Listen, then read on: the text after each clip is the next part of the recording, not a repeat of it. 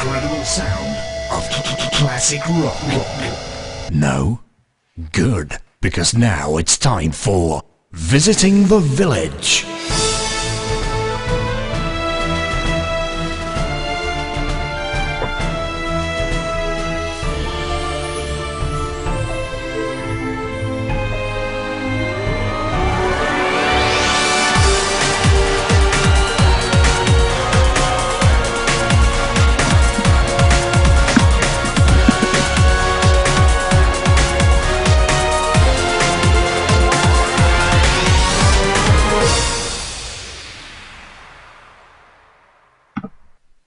Hello, ladies and gentlemen, and welcome to episode 51 of Visiting the Village, the live test episode. That's right, we're completely live, unfortunately, to the world on twitch.tv/Mode7Games.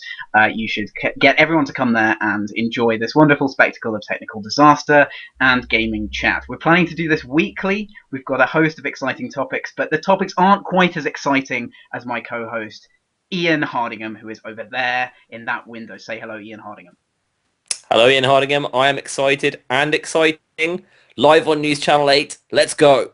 Now we're using Skype and XSplit for this amazing disaster, so let's see what happens. Today's top story is Kickstarter. Now, Kickstarter is something that has got a lot of discussion in the gaming press for various different reasons. So we've got 2 or 3 different topics to talk about with Kickstarter. And the first thing we're going to talk about is Clang. Now, if you're not familiar with Clang, it's sci-fi author Neal Stephenson's sword fighting game / engine / all-encompassing sword-based product. And this has now been funded, if I'm not too far mistaken. Now, we have a little bit of experience of sword fighting games, products, and engines. What do you make of Clang, and where do you think this is going to go? This was funded actually, I think, about 2 weeks ago. We haven't done a village for 4 weeks, which is why we've got some slightly older topics today, but next week will be completely up to date, won't we? Mainly we're doing this for our fans, actually, because a lot of people looked at Clang and thought about Determinants, our first game, even though it probably doesn't have a huge amount to do with it, is somewhat a free-form sword fighting game. I was really happy. It almost didn't get there, actually. It was pretty close run thing. I love Neal Stephenson. I love his books. I guess I'll buy it. I think this is one of the really big ones which I could see sort of not coming to market or having like a real problem, because the people behind it, there are certainly some games people behind it, but obviously a lot of inexperienced people as well. So I'm gonna watch it with interest. I don't know how long it's going to be till it comes out. I think this really smacked to me of this project that had a lot of kind of cool motivations, and he'd obviously put together a really interesting team to do it, and it's sort of super ambitious. But as we know, if you launch into something kind of, sword fighting seems to be this area that provokes this in people. If you launch into something that is so ambitious, that's so complex, that really has the goal of emulating real sword fighting in some way, I think it seems like 3D engines and current control systems are just not very good at that. So you end up having to really invent a lot of stuff, and as you know, inventing stuff can be one of the most difficult things about development. If you're not basing it on some kind of foundation that exists already, then it can just be super difficult. Yeah, I guess because fighting games have so much sword fighting and stuff in them, and they're so completely unrealistic. A lot of people, like me, think that it would be cool to try and do it a bit more realistically. And then you come across the fact that something like sword fighting games, fighting in real life, requires a lot of very, very strict timing and that kind of thing. And then you put that against the fact that these motion controllers and everything have really bad accuracy in general. I'd love to say that I'm more optimistic about it than I am. I think it can be very, very difficult to get something that's so led by a concept of being faithful to sword fighting and then making that into a good game. Yeah. I think that'd be my major concern with it. I think one thing that is promising, though, is that from that amazing video, which is definitely one of the best Kickstarter videos of all time, if not the best, it really shows that he's ready to put a lot of time, effort, money, and presentation into this. And I think if you have that motivation, even if you go wrong in development sort of along the way, you might be able to come up with something useful or something good at the end of the day. So that kind of gave me a bit more confidence in it, other than just... And also he has a lot to prove. I think he's kind of a well-known public figure in certain circles, and I think his fans will really be expecting something to come up from this. He's really put himself out there, is what I'm saying. Yeah, I wonder whether they asked for enough, because they asked for I've forgotten how much it is now. Is it 500,000 or 1 million? It was a lot. But it's sort of, you could easily see that not being enough for them to actually complete it. It looks like an expensive product to me. Yeah, they asked for 500,000, and that doesn't seem enough to me to make this game. Yeah. So I'm sure they're backing it as well. But again, like if I was sort of putting Vegas odds on how likely I think this is to get released, I wouldn't think it was a slam dunk personally. Indeed not. Well, let's reintroduce everyone's friend, the Bell, and move on to the next topic in our Kickstarter area, and that's Penny Arcade. Now, Penny Arcade, they like to do things which are controversial. They like to do things which basically galvanize their fan base and create new stuff. They've done it so many times. They did it with PAX. They did it with Child's Play. And they are running, as everyone knows by now, a Kickstarter to remove adverts from their site. And I think this got a lot of criticism initially. A lot of people were saying that, things like, oh, this isn't anything new, and we don't really understand what this means, and we think that it might be kind of cashing in on the fan base. But yet again, I think they've proved that they are able to connect with a large number of their fans in this really interesting way, and they're using this, all of the stretch goals as sort of extra Penny Arcade projects, like new cartoons, new web series, podcast episodes, lots of things that people have asked for. And I think what they're doing is they're using this no ads thing as a kind of conduit to enable them to do a bunch of stuff, to fund a bunch of stuff that they wouldn't have otherwise done. So what do you make of Penny Arcade, and what do you think about big established things using Kickstarter in this way? Yeah, I basically I like Penny Arcade. I love what they stand for. I think they're really important, and they have obviously a massive following. I'm a bit negative about this. I think that trying to raise money to remove advertising was, I just don't think it was an amazingly good idea as the thing that they wanted to kickstart for. They've raised 500,000. They've got 2 hours to go as we speak now, and they've raised almost 500,000 dollars. I think that there's just a huge number of people who love Penny Arcade and really want to give them money. Yeah. A lot of their extra sort of pledge rewards are the kind of thing that people who love Penny Arcade are going to want so badly. They've got having dinner with the guys, playing games with the guys, having Twitter interactions with Gabe, that kind of thing. For the people who just love Penny Arcade, it's just a great thing to do, and I really like it. But I also wonder if it's really a good idea for them to remove the advertising from the website. That's their business model that they've done for sort of the last 10 years. And the thing about this is it's not as sustainable as advertising. Maybe they can do another Kickstarter next year for the next sort of 500,000. Maybe they can't. So I think it's a bit ill-conceived, the whole general thing behind it. And I think that Kickstarter should be about making something, not removing something. That may seem like a subtle distinction, but that's kind of how I feel. What I think about this, though, is that it's kind of interesting that while that's true on some level, it actually doesn't matter in this case. Like, it's been funded. I think that it's going to increase the value of advertising on Penny Arcade because it's going to increase the scarcity. So companies are going to want to jump in there the next time it becomes available. So it's actually going to benefit that long term. I think that ultimately this is going to turn into a good thing for them because they're going to get to do all this stuff. They're going to build up the site a lot more. They're going to fund some stuff directly, and then advertising can come back again. And I think they'll be where they started, if not in a better position. Yeah, I wonder. Yeah, I don't know what time period. I think it is a year that they've said they'll remove the advertising for. It's a long time. Yeah, I guess maybe that's true. I don't know. I suppose your point that it'll actually make their advertising stronger going forward is an interesting one. I mean, when you just have something, I think there's a certain extent to which Penny Arcade literally can't do anything wrong. So I actually just think that this was they've done 1,000 things brilliantly. I think this was ill-conceived and ill-managed, but because it's Penny Arcade, it's worked out all right. Right. I think what they really have tapped into is just the number of people who want to give them more money. When you're a true fan of something, you turn off your cynical impulses and you just say, sure, if you guys are saying this is a good thing and it's going to mean that you're going to do more stuff, you've added so much value to my life and I've given you almost nothing. I'd really love to give you $50 or $100. I'd like to give you a significant part of my money just to show how much I care about you. And I think that I just wish it hadn't been to take down adverts. It just seemed really dumb to me. I wish it had been for something else.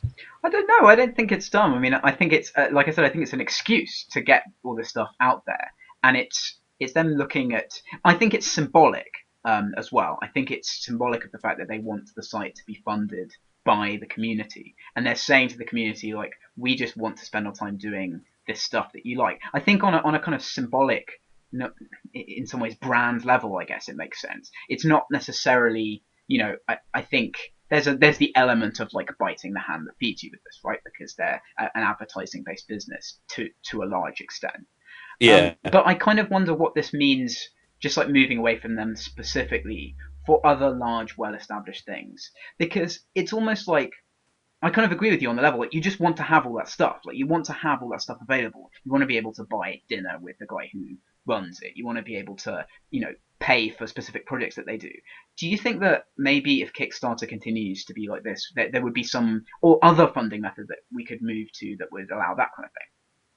So I think that the important aspect here, so let's look at three of the things you can buy. You can buy having dinner with them, and I think that's $5,000. You can buy having a gaming night with them, I think that's $10,000. I think you can buy Gabe to retweet one of your tweets for $500. Those are exactly the kind of things that they also auction off at the Child's Play charity dinner. And in fact, it's also the kind of thing that you get at charity dinners everywhere. Those are the kind of things people sell for charity. Yeah. I think the reason why you haven't found a way of selling those things outside of charity is that they're slightly kind of, it's a bit of a cheap thing to do. You're selling sort of your time in a kind of slightly, I think, kind of weird way. I think the reason it works for Kickstarter is because you are selling those things in order to fund something that you want to make. Yeah. So I would sell people having dinner with you and me in order to help me create my dream light gun or something. It's a bit like charity. It's a greater goal. It's saying I'm going to go and do something that's a bit risky, and I'm going to do this thing. I think just selling it straightforwardly would get a lot of negative reaction. I guess that's my general opinion on it. Yeah, that's true. You need the sort of basis behind it in order to make that make sense, I think. Yeah. I mean, personally, I think Kickstarter is so kind of now culturally embedded that we're just going to see it used for a lot more of this stuff. And yeah, I think you're right. You need both the kind of weird stuff that you're offering, and you need the core motivation. Yeah. The final Kickstarter thing we're going to talk about today is the Ouya. Now, the Ouya has been done to death by a lot of people in terms of discussing it. It is an Android-based console. It's the first crowd-funded console, whatever that means, and it's kind of coming up as a challenge to the big boys. It's kind of like, I'm a bit hesitant to say this, but it's kind of like the indie console. I think that's kind of how it's been pushed. Like it's the outsider indie console. Now, thinking about the fact that this is almost certainly going to happen now, what's your take on the Ouya? Yeah, well, that's the question, I think. Is it almost certainly going to happen? They asked for $1 million and they raised $8.5 million. So you certainly would have thought they'd be able to afford doing it now. Although I do wonder what the margin on each of those units are. The minimum sort of meaningful fund was, I think, $95, and that would get you a console Yeah. plus shipping. And I don't think they're going to be making a massive amount of margin on that. So again, this goes back to one of my original sort of tenets of Kickstarter, which is that the numbers seem large, but with Kickstarter, unlike just selling a digital game, often there's a huge amount of cost associated with things that you have been selling via the Kickstarter. So, but obviously with that much support, they're going to have no trouble getting other investment, that kind of thing. Yeah. People People have been very unhappy about the level of experience that the people who have started this up have had. Right. And also people have made in my opinion, fairly good point that it's basically something that's as powerful as an average smartphone. And is that what you need to have on a television, that kind of thing? Yeah. I'm losing my thread here. So it is a complicated thing because I think there's all these different aspects to it. Like people are uncertain about it's sort of providence and the people behind it, and they're uncertain about it. But when this came out, I was in Brighton with a bunch of developers, and everyone was talking about it because and people were really kind of adamant, like this is going to fail, this is a bad idea, and other people were trying to be more moderate. And the reason I like it is because I think what consoles need is a real spanner in the works to just go like, there is this weird alternative way of doing this stuff, and so I like it for that reason. Whether it will come to fruition, like that's just the challenge, right? It's the challenge that has been laid down to the founders of Ouya from their funding. So that's everyone can speculate on that as much as they like. Yeah, it's somehow it is doing something that hasn't really been done before, sort of a somewhat open source kind of app store type thing. Well, it's the Android store, of course, but on your television, the the controller looks great. It's got a phone-sized touchscreen as well as looking otherwise like an Xbox controller. Yeah, It looks quite expensive. Again, looking at the unit price of $95 for one of these consoles and one of the controllers. Um, it looks lovely. I think that it can be a success, obviously. I think when I saw it, I thought of these consoles that they're launching into second and third world markets, yeah, yeah. like Brazil, uh, a low unit price console with a cell phone in it for downloading content, basically. Now, the Uyo won't have a cell phone in it, but could easily have one added. It is just basically a cell phone. It's basically a cell phone that's bigger, so it's a bit cheaper, has a controller attached, and has an HDMI port on the outside. And that's a pretty cool idea. I think what it really shows is how much people are disenchanted with the consoles, and they want something which isn't the PC and isn't the current consoles. Yeah, absolutely. As you say. I want to go to the chat on this because the chat has an opinion. Cheshire says, "I'm super excited for the Ouya, not as a competitor to MS Sony Nintendo, but as a hacker maker console, giving hobbyists access to this level of technology." And that's kind of an interesting aspect. Like I think that goes along with the indie branding. Like although this hasn't sort of explicitly been said by them, it's like there is definitely this sort of Actually, I ultra think indie they point of view. have used that as one of their selling points as kind of the hacker's console. Right, So right. sure, it gets into the dream. I want to make games for the console, but I currently can't. It's still, when you look behind it and you sort of say, well, it's still going to require a PC to do that, and PC allows you to develop games anyway. I hate to be really a little bit negative about this, because these are the kind of things that really can succeed. But I think it's going to be more like the Raspberry Pi in those terms. Like Yeah. it's something people love to talk about and people love to feel like they can do something with it. But it doesn't reach a critical mass where people are actually sort of making enough stuff that it becomes a viable marketplace. I think it's very similar to the GP2X, if you remember the that Sure Linux-based do. handheld, yeah, which was absolutely incredible. It was one of those things that you always kind of you look at the page for it and just never quite order it, but it was completely amazing. Yeah, Absolutely. these kind of open, smaller devices. It is interesting. I think there is this trend of kind of disruption by open stuff going on, and I wonder if that will kind of lead to bigger platform holders wanting to lock stuff down more. Unfortunately, it probably will. Though everything seems to lead to bigger platform holders wanting to lock stuff down more. Yeah, inevitably. Right, that's the end of our Kickstarter section, and we're going to move on now and Good. talk about something that I like, which is StarCraft 2, and a fairly recent interview with designer Dustin Browder, where he discussed the fact that 80% of people playing StarCraft are playing single player. So what I wanted to talk about from this is these big games that are known for their multiplayer, um, and the fact that there is actually this kind of important crutch, as it were, of single player that sort of gets a bit neglected. Do you think that we're entering an era now where dual single player multiplayer games are going to become more of a rarity? And what do you think about the way that SP relates to MP? I don't think that, um, except in the larger question of how much is free to play going to dominate, how much is social and somewhat casual gaming going to be dominated, because I think those games are themselves a weird combination of multiplayer and single player, but in their core game mode. Yeah, So in terms of core games, like StarCraft, I think that pretty much the market is showing that people want both multiplayer and single player. When we were making Frozen Synapse, we didn't consider making it just multiplayer because we know that at least 50% of people who are going to play our game are only going to want to play single player ever, and most people want to get into a game via single player. I would never release a game that only has multiplayer. I just don't think it works for people. yeah. So yeah, no, I don't think we're going to see this separation. I think that in the last 5 years, you've seen console games. You can't get a AAA console game without a multiplayer mode. It's not allowed. So yeah, I think they require each other nowadays. Yeah, absolutely. I mean, especially with smaller games, and you're right about this low pressure thing of people wanting to get into them. I also kind of I have a bit of a theory, and it's design related, so you may not like it. It's that if you design a multiplayer game, then you kind of have it's a bit more sort of systemic design. You're basically designing a system for people to interact and compete with each other.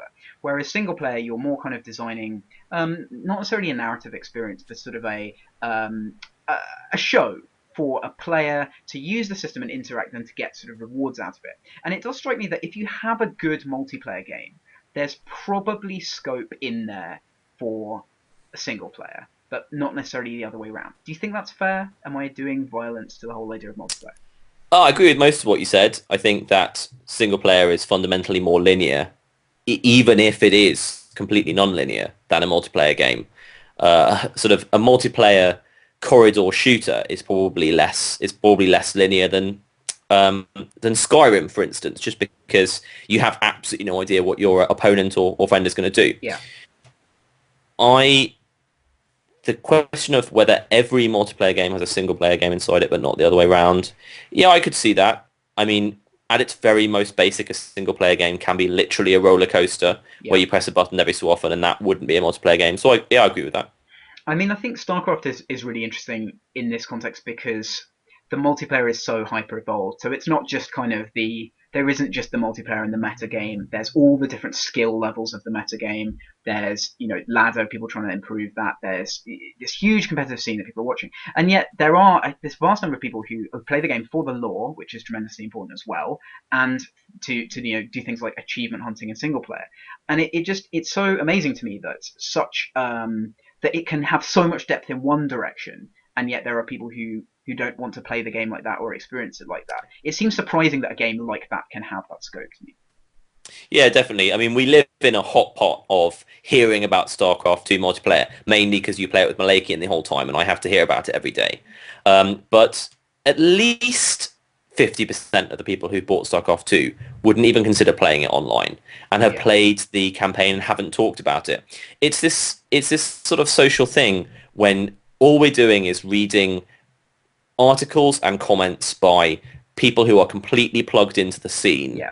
and it's this feedback loop. It's all feeding back into itself, and there are so many people who are playing these games and never talking about them. I think that kind of thing can really affect indie developers because, especially new ones, because these are the guys who don't have data and they don't have the industry experience. They don't see what's going on behind the scenes. I mean, certainly this has been true of us and still is true of us in some of the decisions we make. If you look at what the sites are predisposed to cover and the kind of comments that people leave, then you can get this really skewed view of things. I mean, I think DLC is another example of that. There's a lot of knee-jerk hatred of DLC as a concept, so it might put you off from doing it as a developer.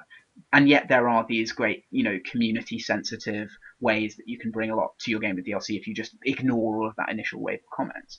I mean, do you think that maybe the indie scene is going to get this collective knowledge sort of together and be able to help newer people? Or are we always going to have a problem with this like perception of stuff being different from how it actually is? I think people, when they're starting to make games, they have to separate in their brains themselves as a gamer Yeah, and themselves as a scenester. And when you're designing games, just think of yourself as a gamer. What makes you personally excited? Because I bet you there are people like Jeff who spend all day typing about how much they hate DLC, and then in the evening they go and buy some Skyrim DLC. yeah. And it's almost like those two things are completely separated. So that's a piece of advice I'd give to anyone making games, is to make sure that you're thinking about yourself first.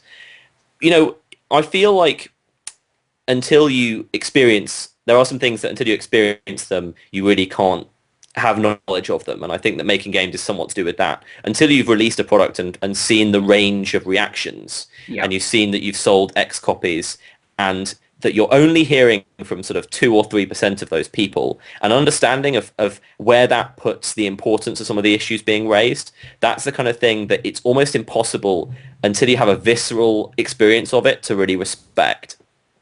absolutely. We're going to talk about more Blizzard products now with Diablo 3 Gold. And this is an article that came out around the time of the launch of the auction house. And it was talking about the fact that basically people had been stockpiling gold prior to the launch of the auction house, and there was going to be this huge run on gold as soon as auction house came online. Virtual currencies have been around for a long time now. What do you think about virtual currencies, and what do you think about this gold incident?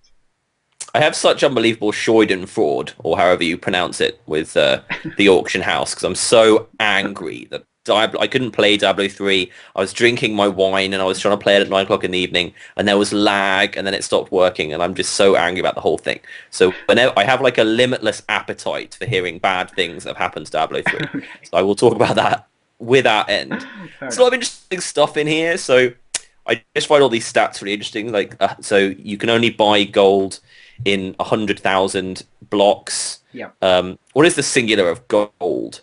100,000 gold pieces. I guess so. If we're They talking set a pirates. minimum price, like the price of 100,000 gold cannot go below 25 pence. Okay. And apparently the reason for this is so that it doesn't dilute the non-real money auction house, because apparently you can Right. buy Yes. gold with money and then, but that seems like then those two things are completely related. If you buy something on the non-money auction house, are you allowed to sell that in the money auction house? And if so, then the two things are massively connected. Yeah. What was the question? Because I'm just talking about We were that. I just wanted to know what you thought about gold and about this incident in particular. I mean, I think everyone who's interested in this, by the way, needs to read Julian DeBull's book, which I believe is called Play Money or something similar to that, which is about his time in Ultima Online, being a gold farmer and doing various other things and sort of delving into this underworld. Now, the real money auction house is supposedly this place where they were going to legitimize basically the purchasing of gold and try and kind of bring it that in game. And I remember someone not too far away from me really saying that he thought that this wasn't going to happen. You did tell me at one point you didn't think it was going to launch ever. I thought it was possible. Yes, I have to bring that up. And it's just interesting because these things always seem so precarious. And this kind of thing, like a massive run on the currency, is this really difficult thing. But I think all new currencies, be they real or virtual, will have this kind of problem. And Yeah, I yeah, don't think, just to take you up on that, I don't think that people inside Blizzard are sitting down and saying that they think this has been a success so far. Obviously, that's just a guess by me, and they're probably still making a lot of profit, but I don't imagine it's as high as their sort of medium projections. For instance, there seems to be a lot of at stories. every stage, you have found a different way of saying that it's going to fail or that it's not doing Yeah, as well. absolutely. Is that true?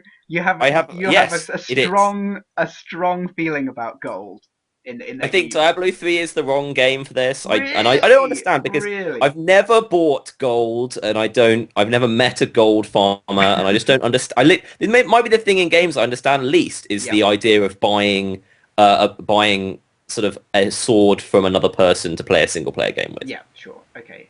But I think the element of gold that's very important here is like as we've seen, like it's in the co-op, it's in the showing off of the items, it's in the aspirational stuff.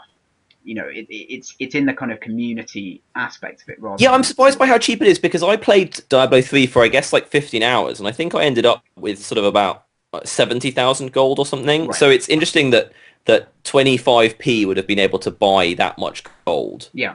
So it spent me like more than 15 hours to get. So I don't know what that means about the value of my time. And you're not tempted to just kind of splash out that 25p and just like, maybe if you're bored of the game, you want to come back and get a big pair of boots or something. Does or a hat. the gold make the game more fun? Does it Maybe make it it better does. designed? Maybe it does. Maybe it makes it more fun. Maybe it makes it more fun. If you're grinding some lower levels, you can have a big metal hand to swat bears with or something. I don't know. I don't play that game. No, that doesn't appeal to you. You have no. Right. But I'm grinding lower levels. I don't need gold. HMV have been selling or trying to sell a DS controller with 2 circle pads based on an internet mock-up. Would you like to see more non-existent products hit our shelves? Yeah, we had a good discussion about this before the show started about whether this was a good enough news story or not. Mainly because you guys don't get to see this great picture. It looks so realistic, HMV's picture of a 2 circle pad DS Yeah. XL. I played with an XL in HMV last week, and it's massive. Yeah. It's like It's not.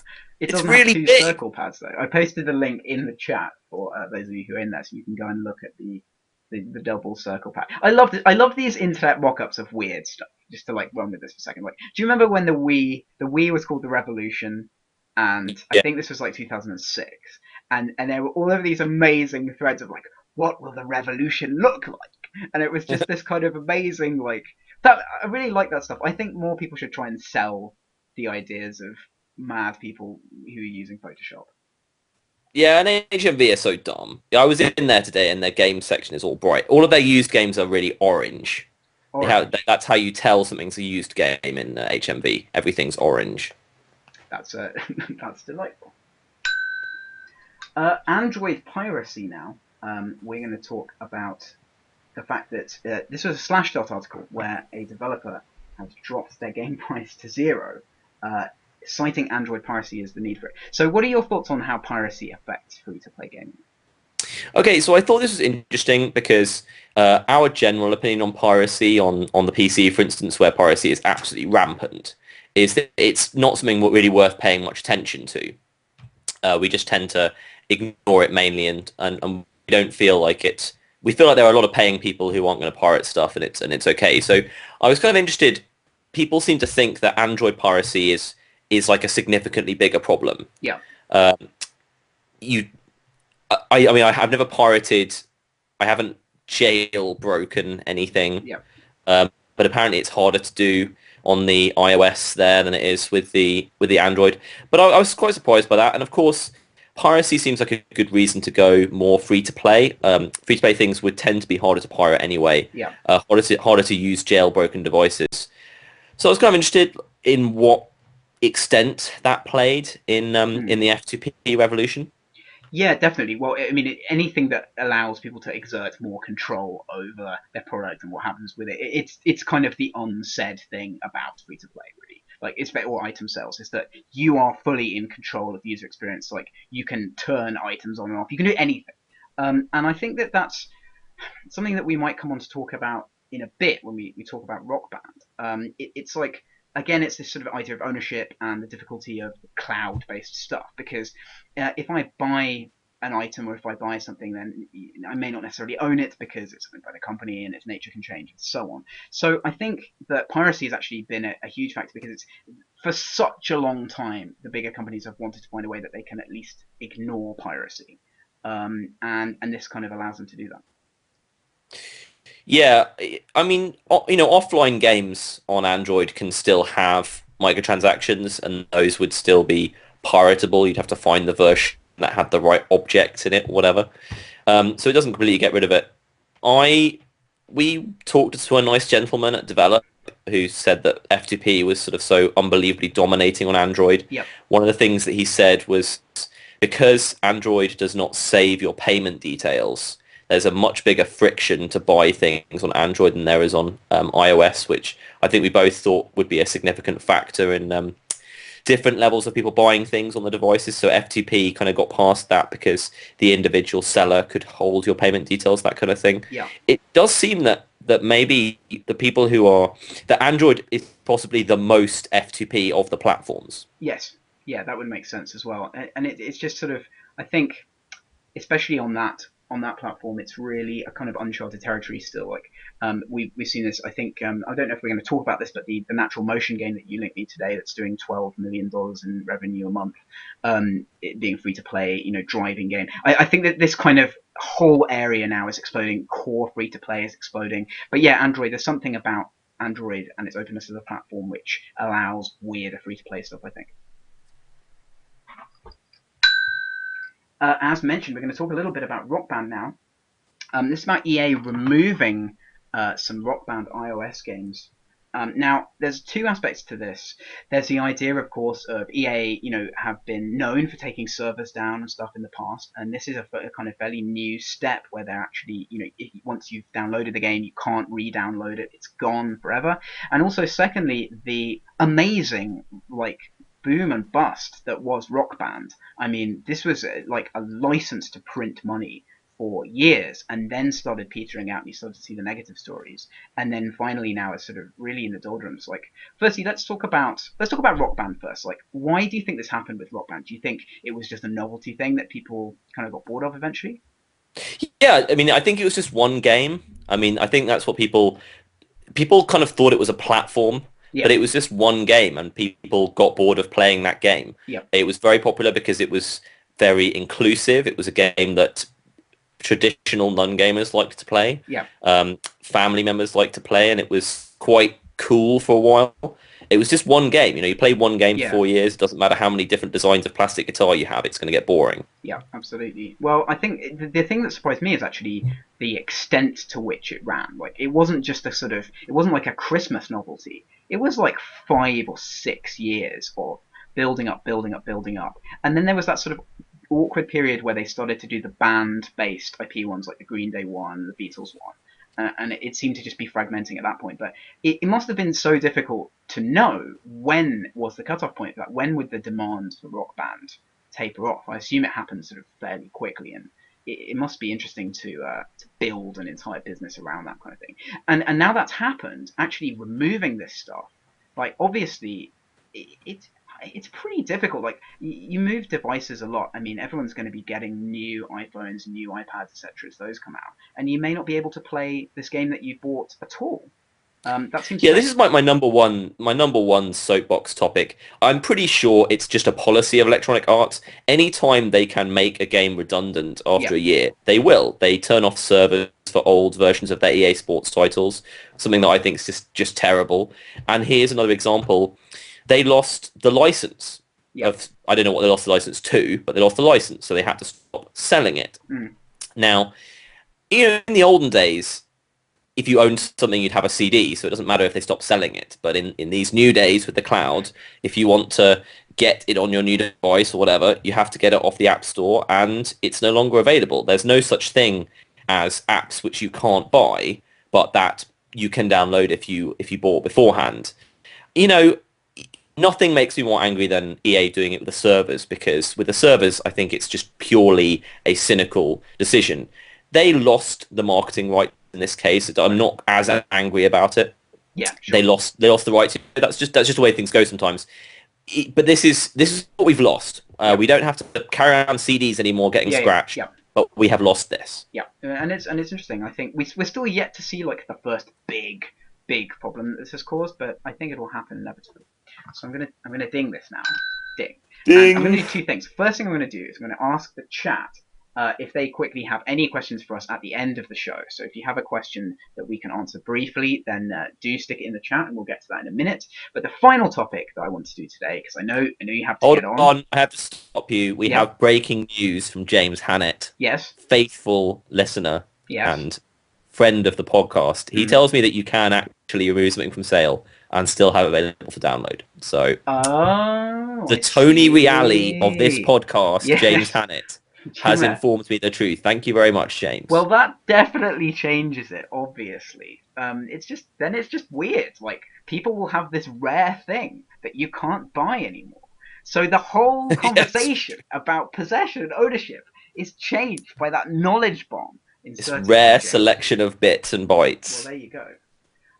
So yes, as I was saying, we'll move on to Notch talking about Minecraft, and then we will go to the chat for any last words. So Notch has basically come out and said in an interview that he believes that Minecraft was a fluke, and that people shouldn't expect the same kind of things of his future games. Now, do you think he's underrating the inbuilt success for his next thing that Minecraft will buy him? Well, I can see why you went there, and I think I think that's sort of not taking the main spirit of his statement. So this is something very similar to what the guy who made Settlers, the board game, said. Now he's a guy who's made a lot of board games, a lot of them quite popular. Nothing the stratospheric fireside hit that Settlers is. When you really hit that kind of absolutely classic design, it's a lot of it's luck and a lot of it's fluke, and a lot of it is really just it's only going to happen once. Yeah, I think you might have a lot of, I don't know, I'm not so much into rock music or anything, but you may have that kind of thing with rock music. You can have an amazingly good band and they're going to produce 20 great tracks, but one of them's going to have that incredible resonancy with everything. And I think he's completely right about this. I think for a start, he's not going to want to make another game like Minecraft. No. Minecraft's a success because of the blocks, because of the combination of simplicity and creativity. To a certain extent, when it was released as well, was important. So I just agree with him basically. Yeah. No, I also agree with him, and I think it takes, it's a difficult thing to say. I think publicly, I know that what I'm doing next won't be successful. I mean, yes, obviously, if you sold like 42 million units or whatever you sold, then it's fine. That probably softens the blow of that somewhat. But I think it must be interesting personally because in life you always try and top what you've done before. But to know that you almost certainly never can must be kind of an interesting situation psychologically. Yeah, that must be a weird, when you've got so much money that you never have to worry about money ever again, it must be weird that you combine that with feeling that you've reached the zenith and there's nowhere else to go. And I imagine it does produce a lot of the lottery winner syndrome or something. And I suppose the good thing about games, though, is it's not just rated by commercial success, especially not when you have so much money you don't have to bathe in water anymore. He can make the best weird card scrolls game he possibly can. So I think that it's probably a bit easier in games where there are so many different places to go. If I'm Chesney Hawkes and I make I Am the One and Only, Yeah. He can do some weird concept tracks, but he can do it. I want to hear the Chesney Hawkes like experimental ambient album. That's what I want to hear. He needs to come back with that stuff. Yeah, I think Notch kind of had the opportunity to do something small and weird as well, and didn't, and decided to embark on. I mean, his sort of space game, like the rumors that if that comes to fruition, that seems like it's super crazy ambitious as well. But yeah, definitely interesting situation. Right, well, I'm going to wrap things up now because I know you have to go, and I want to thank everyone who's been watching this live. If you're watching on YouTube later, then thank you as well. And we should have a podcast up as well because we care about you so much. So, Ian Harding, would you like to say goodbye? Goodbye. That's it, children. Time for bed. Don't forget to pay us a visit at www.visitingthevillage.com.